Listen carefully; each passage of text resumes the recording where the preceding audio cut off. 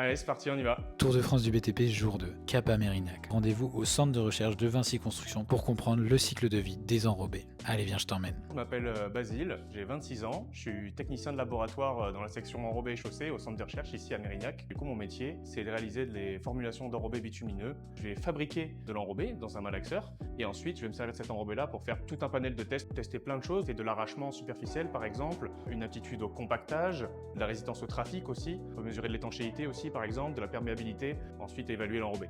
Donc du coup, d'abord, je suis allé récupérer les granulats et les agrégats d'enrobé qui étaient à l'étuve, qui étaient chauds. Ensuite, je les ai mis dans le malaxeur. J'ai mélangé tous mes constituants solides granulaires ensemble. Puis ensuite, j'ai récupéré mon bitume, mon liant, que j'ai ensuite lui aussi ajouté à la formule en le pesant précisément. Et je suis venu encore une fois tout remélanger pour arriver à mon enrobé bitumineux.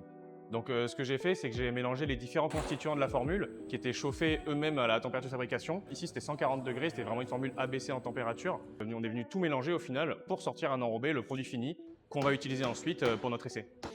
Donc là, nous allons voir Inès couler du coup ses échantillons pour des essais que nous pratiquons en laboratoire.